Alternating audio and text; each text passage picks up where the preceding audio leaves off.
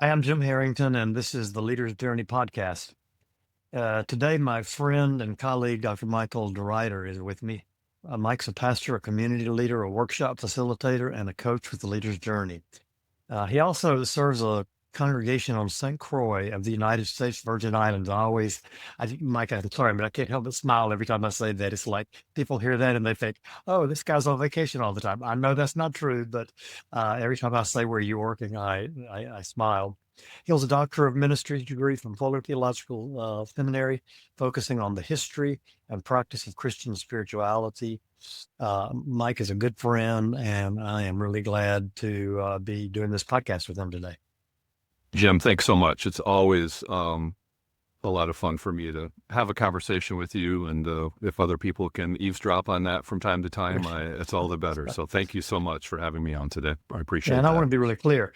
You are a Leader's Journey coach. You do pastor a church down in St. Croix, but you also are one of the team members that we turn to. You have a number of clients and do a lot of work with, or have begun to do some work with congregations that are experiencing spiritual abuse.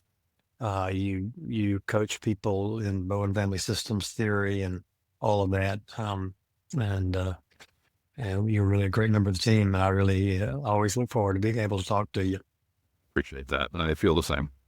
Yeah. So today, Todd Bolsinger was the first guy who introduced me Mhm. to the term off map.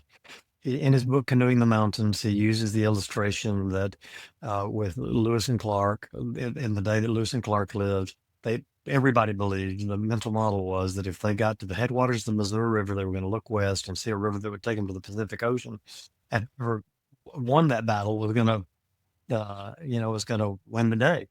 And Lewis and Clark got to the headwaters of the Missouri. They looked west. They didn't see a river, and not only did they not see a river, but they saw mountains unlike any mountains they'd ever seen.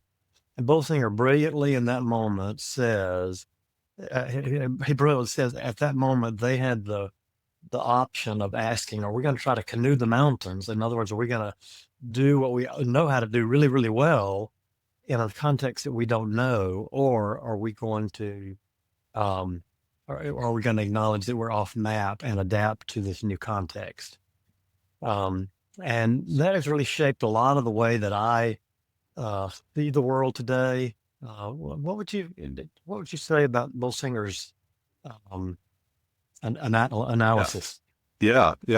I think it's a brilliant metaphor, right? And it really captures sort of the social, cultural, historical moment that we're in, right? We're off the map, right? Whatever the resources and skills and, right, whatever got us to where we are today, probably are not going to be the same resources and skills and knowledge that get us to where we want to be tomorrow.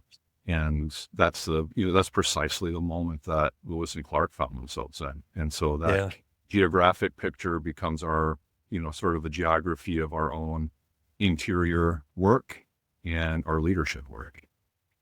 yeah. When I went to seminary in the '70s, there was a map, Right. right? And they gave it to us, and they gave us a manual to go with the map and how to do that.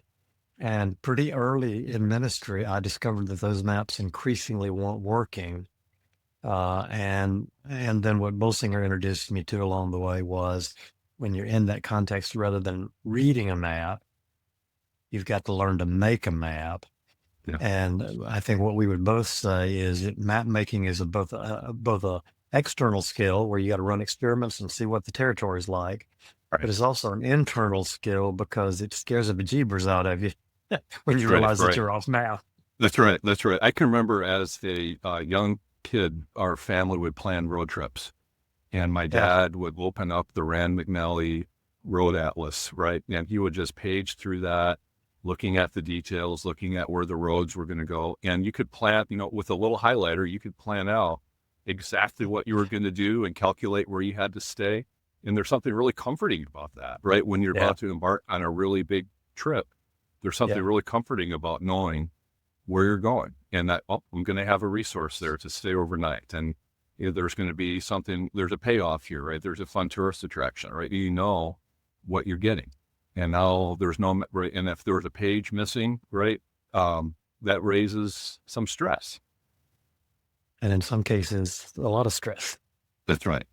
That's Yeah, right. and so when you're off map, first of all, there's a skill set to map making that you have to learn. You had to learn, I had to learn. Uh, in the Lewis and Clark story, they did all kind of things. They adapted, and we call it adaptive leadership, and they adapted. Yeah, I've been, you and I spent our lifetime learning a new set of leadership skills. But in this podcast, what we want to do is to take all that work that Bolsinger did and the language that I think is so helpful and clarifying, and then bring that into conversation with the work that we do around Bowen Family Systems Theory.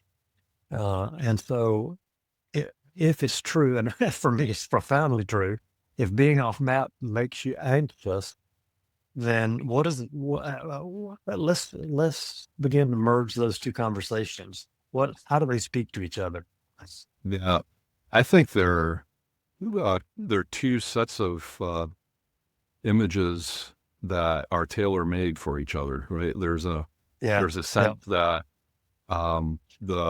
the interior work that we have to do in order to become map makers and to navigate off map realities. It's describing the same kind of interior work that Murray Bowen described in becoming an emotional grown up. uh, You're no longer just along for the ride, either reading a atlas or letting somebody else read the atlas for you, but you have to suddenly grow up and figure out how to navigate that for yourself. And so, for me, it's that picture of uh, increasingly learning to take responsibility for the challenges that I have. And I think that's the challenge of map making, and it's the opportunity that Bowen Family Systems Theory gives us.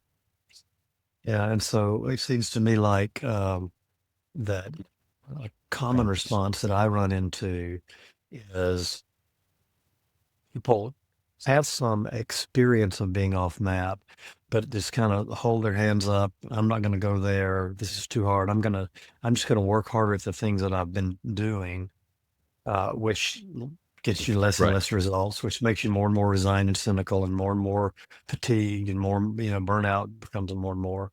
Uh, when you get off map, the new skill set that Murray Bowen and Bowen Theory taught me was being off map makes me anxious. And I do this a lot when I'm coaching. When anxiety goes up, thinking goes down. Right. And one of the things that we like to say is that anxiety makes you stupid. And I'm quick to say, we're not saying you're stupid. We're just saying your Right. brain doesn't function the way it's supposed to function when that Right. high level of anxiety. And so I think one of our assertions today is that off map leadership is a high anxiety producing experience. Yeah. And that's not because there's something wrong with me or there's something Right. wrong with anybody. The virtue of being off map in and of itself produces anxiety, right? We know that there have just been so many experiments actually with organisms all across the Right. spectrum, right? That if you can measure the stress response in an organism, whether it's a sea slug or a human being, Yeah. you take a cortisol measurement in the blood, or you find some other way to measure somebody's stress response. We know that, for example, if you administer, now we don't do this to human beings, but right, if you administer a mild shock to an animal, Yeah. right, at a regular, predictable interval, right, the stress response is there, but it's not spiked. Right. If you introduce the same shock only at variable intervals, right? In other words, the animal doesn't know when it's coming, then the stress response just spikes through the roof.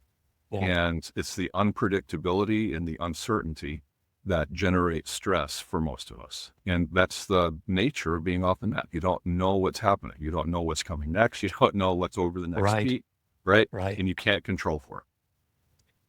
Yeah, and so in our work, we use a metaphor of 2 feet walking, where 1 foot is personal development, 1 foot is organizational development, and the whole world of organizational development, as Bolsinger and others, Mark Sayers and Terry Walling and others have written about, the organizational leadership has changed pretty dramatically. But what's been added to that then is because uh, being off map produces high levels of anxiety.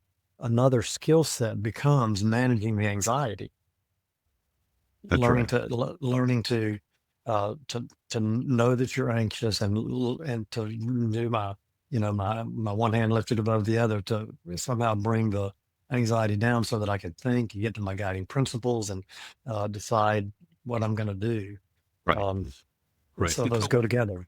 Yeah, one of the caveats to that is there are short-term, quick fix versions of reducing Oh, that's anxiety, great. Yeah, right? And I can go for a quick fix. I can ignore or deny that there's an issue being off map. I can actually try to canoe the mountains for a while, right. right? And that might feel comfortable in the moment, but that short-term quick fix doesn't ultimately solve the problem, and therefore it's a momentary reduction in anxiety that comes back right tenfold, right, when I So realize that this is yeah, happening. for our listeners who are thinking about quick fixes, what are some examples of that? Yeah, I What do think, you do? yeah, right. I think if I just did what I used to do, like maybe, if I can just do my worship service better, right? I Right. double down, I work harder at the same thing, right? Hoping that I'll get different Yeah. results. If Yep. small groups were the thing, I'm just going to double down on small groups and get more small groups, right? Because maybe that'll get me there. If mission trips for the high school group were the thing, I'm going to do 3 this year instead of 1, right? It's doubling down, working Mhm. harder and longer and faster at the thing that I used to do and hoping that that solves the problem. And that really is as fatiguing as queuing gnomes. Yeah, well, I think an additional way of thinking about that for me is when I confront the off-map stuff and begin to feel anxious, what I do is I go get on the phone and start calling and talking to people and being a good pastor who cares for people, right? And that helps me to calm down, and I get rewarded for that. People say, "Oh, what a good pastor you are!" But what I'm in that moment, what I'm doing is I am avoiding dealing with the anxiety that the off-map experience produces.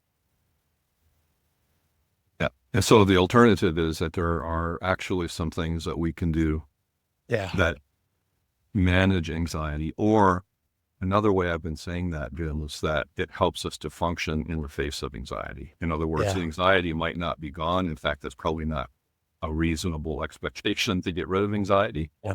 but we can learn ways to increase our capacity to function with the anxiety around us. I think that's really important because I often get into conversations where people are hearing this conversation like, well, so there's some things I can do that make the anxiety go away. Right. And we're not saying that. What we're saying is anxiety is built into the human design. But there are ways that in the face of that anxiety, you can operate by guiding principles, or you can let the scripture help you decide what you're going to do, or you can collaborate with some key leaders where you come to some collective sense of commitment to a plan of action that keeps you in the off map arena, doing the work that needs to be done. And so, what are, yeah, I've said on other podcasts that you've been on that you're my go to guy as a graduate of the Bowen Center, their postgraduate program. You're my go to guy when I want to know about Bowen theory, stuff that I don't know. So, be the expert for me just a minute and talk about what are some of the things that Bowen theory offers to us that helps us to manage our anxiety.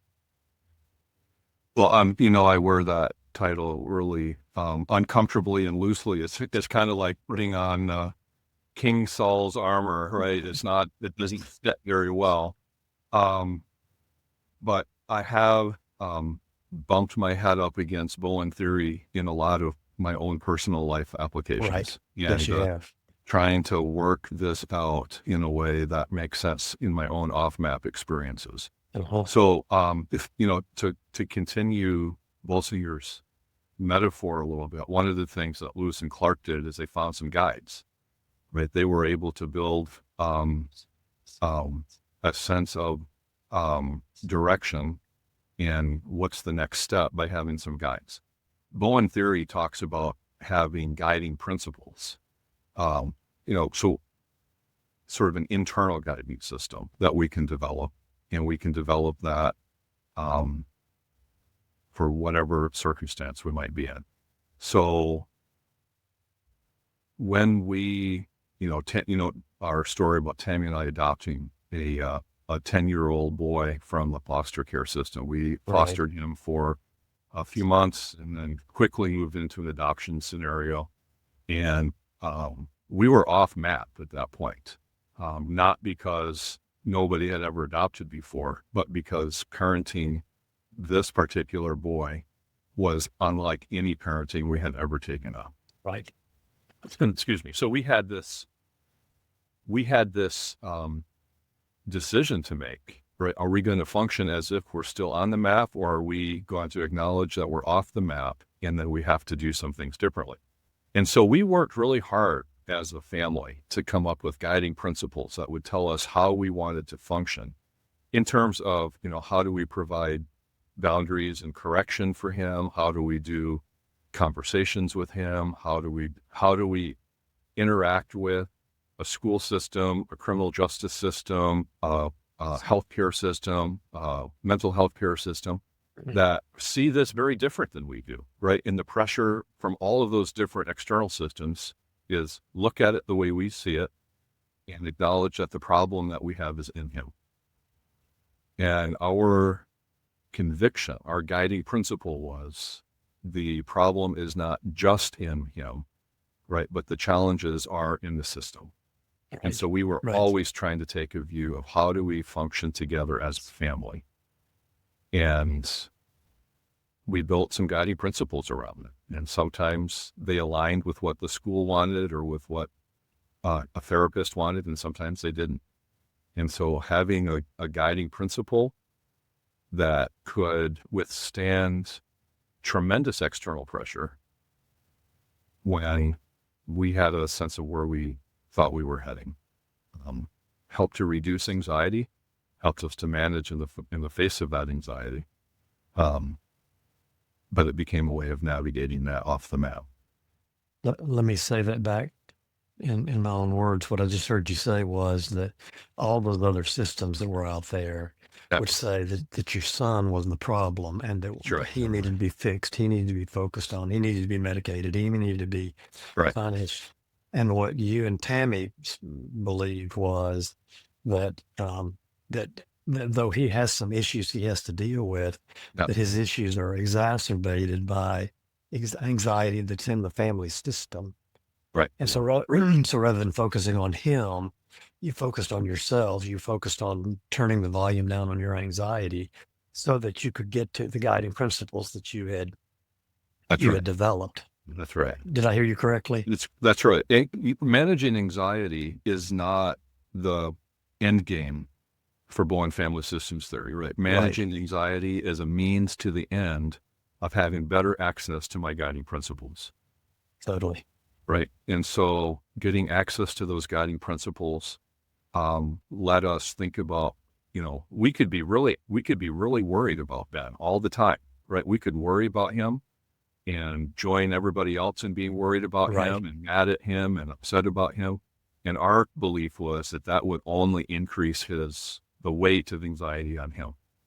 Or we could communicate a little bit less worry, right? In a little bit more of a sense of, we think you can manage this. What are your, and it's not make believe, but it's trying to affirm the abilities that he has in a way that he feels a little bit less worried about, or a little bit less like the problem.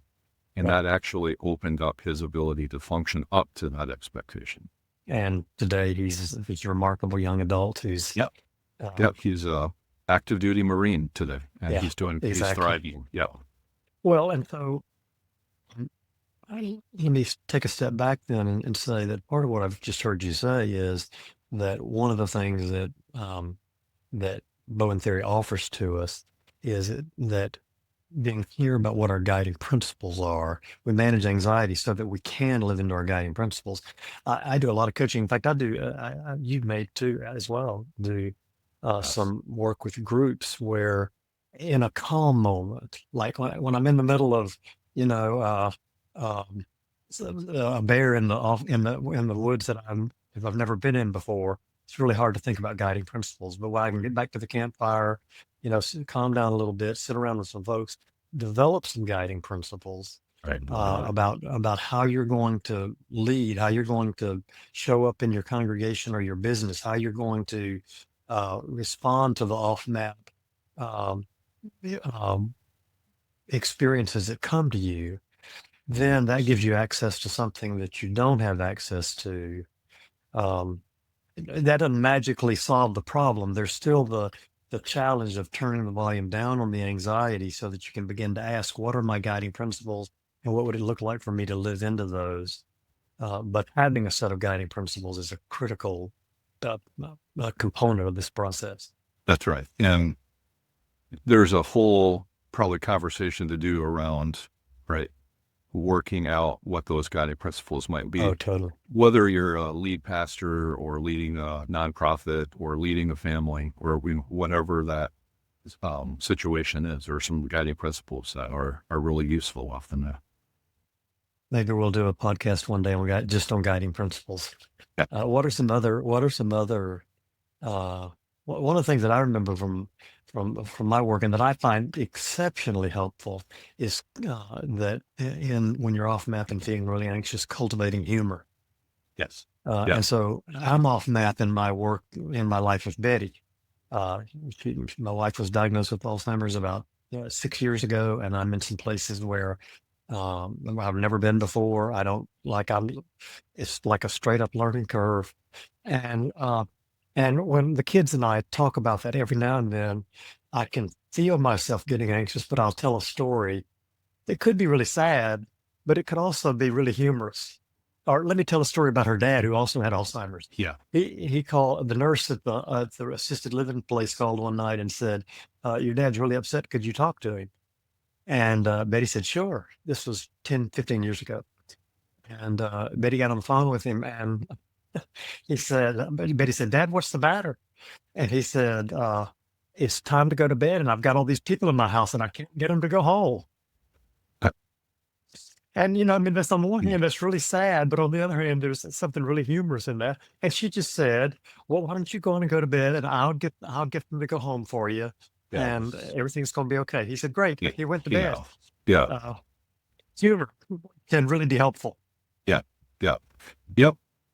And it's not a dismissive humor, right? Right. It's not making fun of anything. It's not making fun of anything. It's just acknowledging that in the messiness of real life, right? And we were just talking about this before we started recording today, right? That life is hard.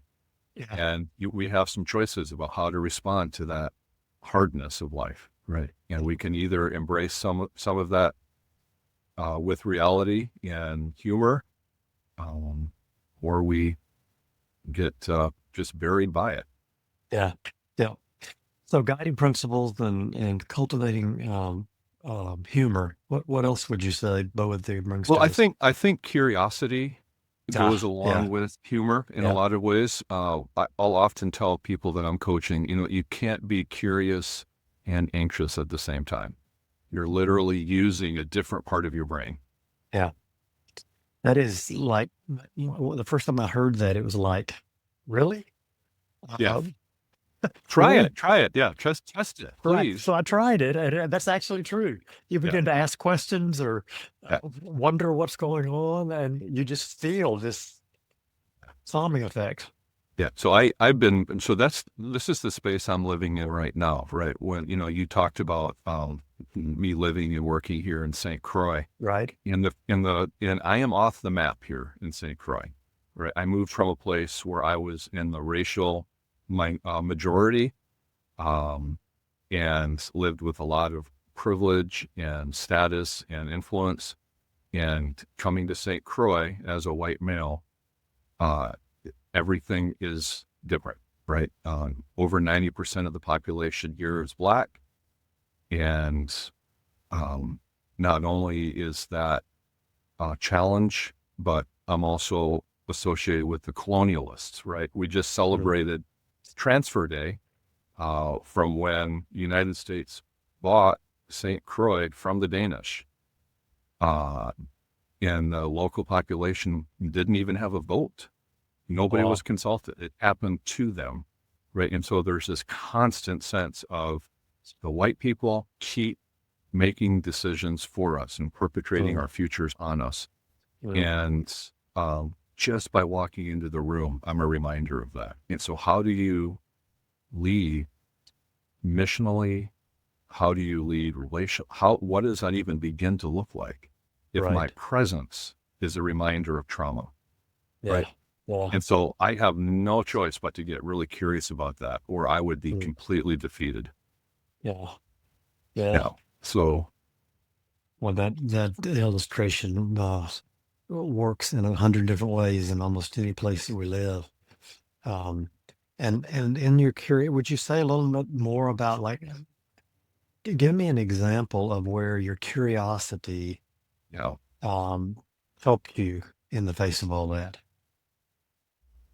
well, I think at a really basic level, to be curious, to be genuinely curious and not just look curious, uh, I have to give up the comfort that I have in being the expert Yeah. and giving up that mantle of expertise.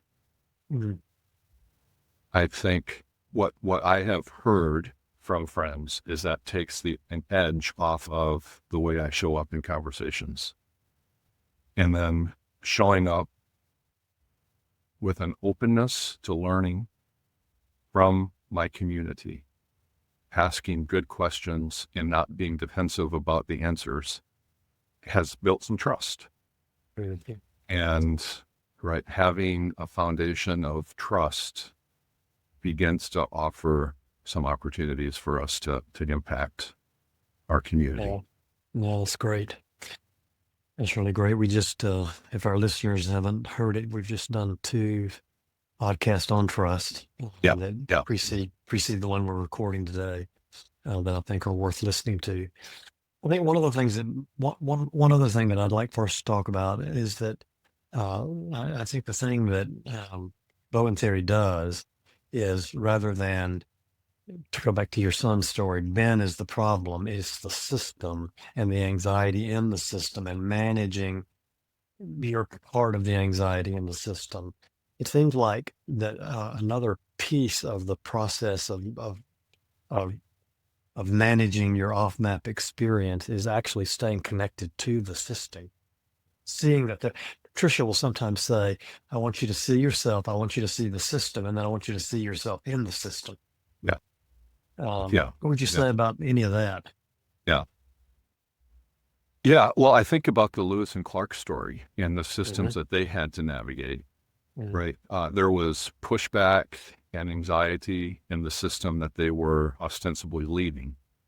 Um, They had some people who said, we're going we're done. home. We're I out. went back, right? Right, right. And to recognize that as a systemic system rather than a personal attack or a personal rejection off the map Hmm. was so important. That uh, this is a bigger deal than just somebody doesn't like me or isn't Right, respecting me, right? right. And then on the other side of the coin, they had to learn how to integrate into Native American systems Hmm. and cultural systems that they had never experienced before.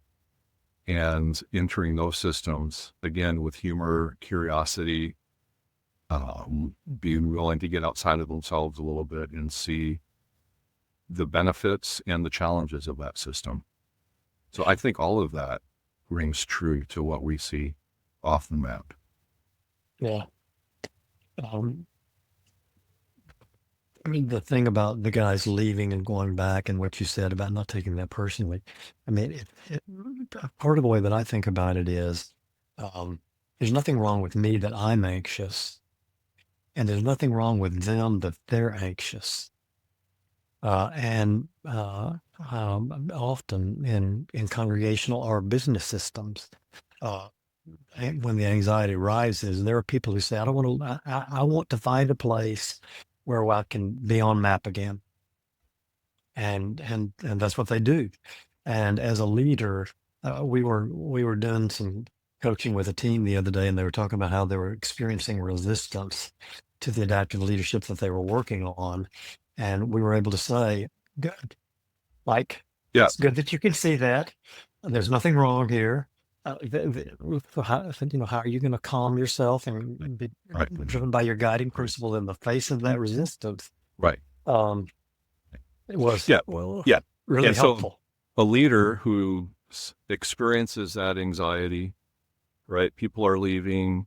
The anxiety is, frankly, around sustainability, right? Does Right. this, can we survive if people leave? So the anxiety goes up.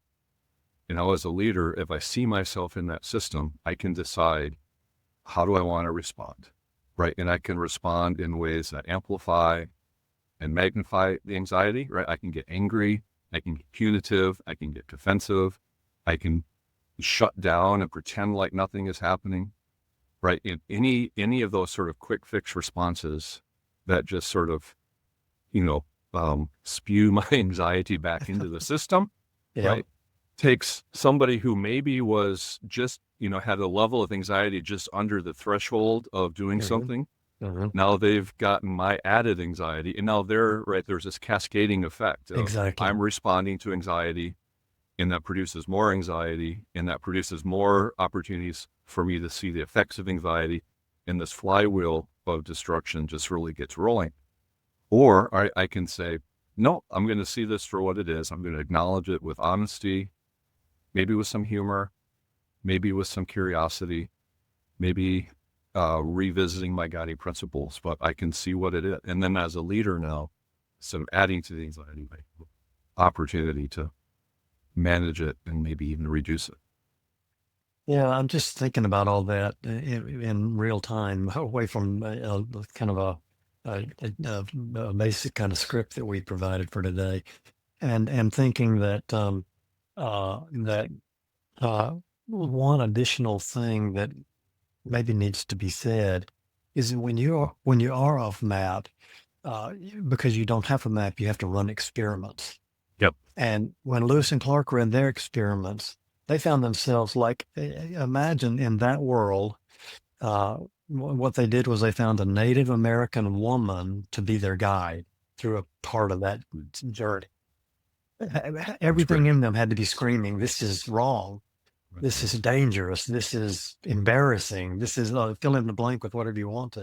And it Right. reminds me of the story of Peter and Cornelius in the book of Acts, where Peter is way off map, and all of a sudden he feels that God is calling him to go to Cornelius, who is a Gentile, Oh, that the very going and partaking of the food would have been considered in that moment been considered a sin. It would have been a violation of how he had been taught the scriptures. But he experimented in that place. And a part of what took him there was that he really felt like, out of his guiding principles, that God was speaking to him. right. Right? God had to Great. speak 3 times to get him to go there.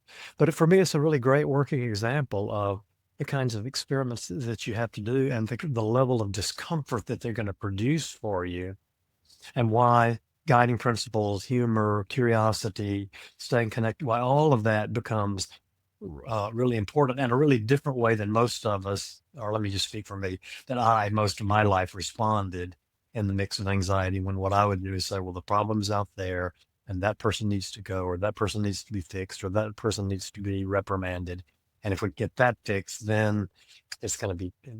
But when I can see myself and see the system and see myself in that system, it gives me access to something that I just don't have access to otherwise. Yeah. Yeah. Or I see myself as the problem and I'm a failure and I can't Yep. do it. And, so I'm either um, pointing my finger at somebody else or at myself. Yeah. And, I love talking to you about this stuff, and I I hold a really deep conviction that anybody who's a leader, it doesn't matter whether you're leading a family or whether you're leading a business or a church or a 501c3 or some yeah. community organization, we are all living in a culture where the pace of change is fast and getting faster, and it's like we're just getting farther and farther off map. And while that's a little um, uh, scary to me, what calms me some in that is I can learn to live off map. In the early stages, the anxiety is pretty high, but the more I give my brain experience with being off map, the more some different neurons are firing and wiring together, and I can over time, I can. I think one way I say that sometimes is when I was trained in leadership, I was trained to read a map. And today, I think what we're doing is we're training leaders how to create a map. And those skills are going to serve you anywhere, any context you're in. Creating a map has a set of skills that are going to be, I think, almost universal. I think that's exactly right. Yeah. And so that leader, two things about the leader's journey. One is like having a coach who's doing that work, who's been there, who can help you get up in the balcony and reflect on all the things that we've been talking about, I think is a really helpful kind of thing. I think the other thing is that having a community of people you can do this with. And sometimes you're in a context where you don't have a community. And so you need a community outside of the community. We do learning communities on a regular basis where we bring 8 or 10 people together who are in different contexts, but who are all working on trying to learn to lead off map.